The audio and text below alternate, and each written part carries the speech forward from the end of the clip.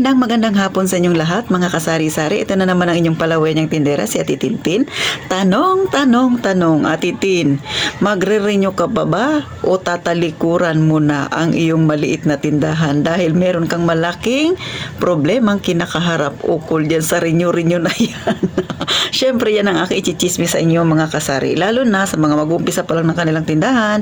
Sana, mga kasari, ay kapulutan ninyo ito ng kaunting aral. Makakakuha kayo ng kaunting idea para ay ngayon pa lang ihanda nyo na ang inyong sarili pag pumasok kayo sa larangan ng pagtitindahan. Pauna lang, hindi ako naninira sa gobyerno. Ito ay sarili kong opinyon at syempre ayon na rin ito sa aking naranasan, mga kasari. Kaya kung gusto mong ganitong topic, lalo na ukol sa tindahan na makakatulong sa iyo, abay, umpisahan na natin ang masaya nating chismis. Kumusta kayo, mga kasari-sari? Ang iba ba ay nakatapos ng magrinyo o ang iba ay nangangapa pa rin kagaya ko? Nangangapa pa rin ako sa dilim, mga kasari. Sa totoo lang, no, ay hanggang dito na yung higpit na nararamdaman ni Ate Tintin sa pag-renew ng permit. Gaya ng sabi ko, hindi pa ako nakakapag-renew ng permit. By third week pa siguro ng January ako pupunta ng City Hall. Bagamat alam ko na yung kasagutan, pero lilinawin ko pa rin para meron akong maimarites sa inyo. Lalo na yung mga nag-aabang dyan na yung kanilang lugar ay kagaya rin dito sa amin, mga kasari. Ano ba ang magiging kasagutan ni Ate Tintin? Itutuloy ba o magsasara na?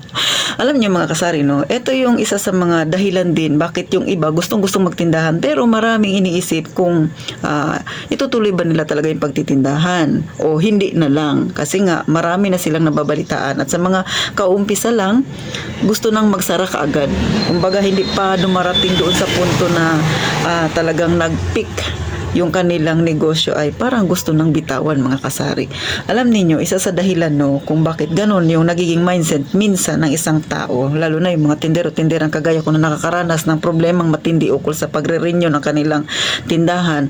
Una, mga kasari, habang tumatagal ka sa pagtitindahan, yung gobyerno, hindi ko nila lahat dito sa amin kasi ay pahigpit ng pahigpit, padami ng padami yung mga hinihingi na requirements, which is minsan mahirap i-comply ng isang may tindahan na kauumpisa pa lang, lalo na, take note, lalo na kung yung capital niya ay nag-uumpisa sa 5,000, 10,000, 15,000, 20,000, talaga namang mahihirapan siyang i-provide ang hinihingi ng taga City Hall. Bakit? Kasi yung puhunan mo napakaliit, tapos yung hihingin sa'yo, yung mga bayarin sa'yo, doble pa minsan doon sa kapital mo. O, diba? Kung ang kapital mo 20,000, ang babayaran mo naman sa City Hall nasa 30, 35, at kung mag-uumpisa ka talaga sa umpisa, no? Yung bahay mo, wala pang building permit, kukuhanan mo pa yan, abay malaki ang gagastusin mo, mga kasari. At sa tingin ko, no, kapag ganyan ka nag-umpisa, lalo na yung puhunan mo, utang pa, ay baon ka na sa utang, hindi ka pa nakakabawi, may bayarin ka pa. Di ba? Kaya isipin mo, itutuloy ko pa ba? Magtitindahan pa ba ako o mangangamuhan na lang ako? Kasi sa tingin ko parang imbis na nangangarap ka na maging maayos yung buhay mo, parang mababaon yata ako sa utang nito, Ate Tin, di ba? Totoo real talk yan, mga kasari. Kasi kagaya sa akin, no, gaya nung nasabi ko nung nakaraan sa vlog ko, 20,000 ang start ng puhunan ko. Pero kung magre-renew ako ngayon, mga kasari, kailangan ko ng mahigit 30,000. Kasi unang-una, ang bayarin namin sa City Hall, kung dati nasa 7,000 lang, nasa 6,500 to 7,000, ay umangat ngayon nasa 10,000 na ang bayarin ng isang may maliit na tindahan na kagaya sa akin, mga kasari. Maliit lang ang tindahan ko, mga kasari, no. So, simula sa kaliwa hanggang sa kanan, 3 dipa. Dito naman sa harapan ko hanggang sa likod, 1.5 dipa. So, isipin nyo kung gaano kaliit ang tindahan na Tintin. Bagamat bawi lang dahil marunong akong mag-ayos ng aking mga paninda. Kung mapapansin ninyo, organize, tsaka talagang lahat ng mga kasulok-sulukan ay nilalagyan ni Ate Tintin ng paninda, nilalagyan ko ng mga produkto. So nakikita ninyo parang malaki yung tindahan ko. Pero in actual, pag pumunta kayo dito sa tindahan ko, maliit lang ang tindahan ko, mga kasari. Pero syempre, gaya ng sabi ko, kapag marunong kang mag-organize, maayos kang humawak ng pera, unti-unti naman nakakabangon ang iyong maliit na puhunan, o diba? At saka yung tindahan mo talagang maayos siyang tingnan. Pero gaya ng sabi sabi ko, kung mag-umpisa ka ngayon, nakukuha ka ng permit, tapos yung capital mo, 20,000 mga kasari, naku, kakamot ka talaga sa ulo dahil masobra pa sa puhunan ang kailangan mo. Kung ang puhunan mo, 20,000, 10,000 mga kasari. So, hindi kakayanin ng yung tindahan na i-shoulder yan. Bangkarote talagang tindahan mo mga kasari. Kaya minsan nakakapag-isip ang isang tindera, no? Isara ko na lang, di ba? Kasi ang hirap-hirap nang maglakad ng permit para maging legal ang yung tindahan. Tapos, pasakit pa. Kumbaga, pabigat pa yung laki ng dinagdag ngayon na bayarin mo mga kasari. So, ito mga kasari, in my experience, no, kahit maliit ang tindahan mo, magtinda ka lang ng bigas, maglagay ka ng 3 kilo dyan, dadagdagan na naman nila ang bayad sa tindahan mo. So, 3 kilo, dadagdagan, sabihin mo, bumili ka ng 10 kilong bigas para may ma-display ka sa tindahan mo. Dadagdagan nila ang babayaran mo sa City Hall. Maglagay ka dyan ng mga kakanin, magluto ka ng 2 o 3 putahe, dadagdag pa rin ang bayarin mo kahit napakaliit ng yung tindahan. Bakit ko nasabi mga kasari?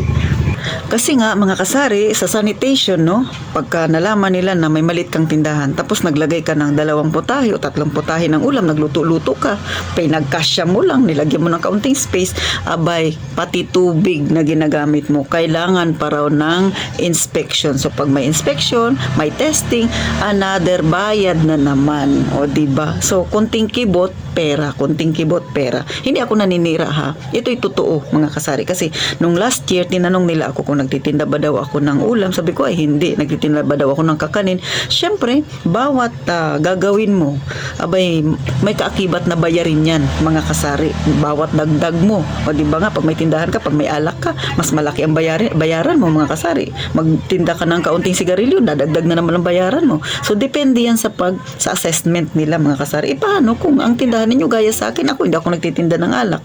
Pag sinabay mo yan sa kanila, hindi sila naniniwala. O diba? Ba't hindi na lang sila magpunta sa tindahan? So ito mga kasari, ito yung nangyayari sa ating mga nasa masa. Ulit, hindi ako naninira. Ito ay personal experience ko ito mga kasari nung nag-renew ako last year ng permit. At syempre, sa assessment, mga kasari, matagal bago ka makaalis doon. Ang dami nilang itatanong. O, diba? Pag tinanong ka, nagsabi ka sa kanila, parang hindi sila naniniwala. Gaya sa akin, sabi ko, maliit lang tindahan ko. Parang hindi siya naniniwala. Pinakita ko yung picture, o ito yung tindahan ko, yan yung itsura. So, bago pa siya naniwala.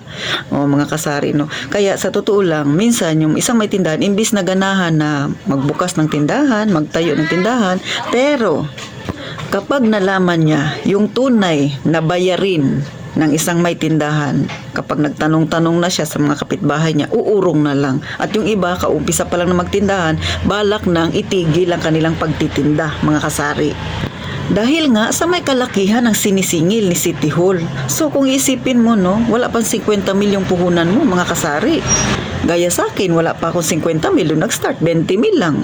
Tapos pag nag-renew ka ng permit, hihingian ka ganun ka agad na kalaki, di ba? Kung ano-anong. So paano pa 'yun? Paano ka pa makakapag-isip na magnegosyo na lang?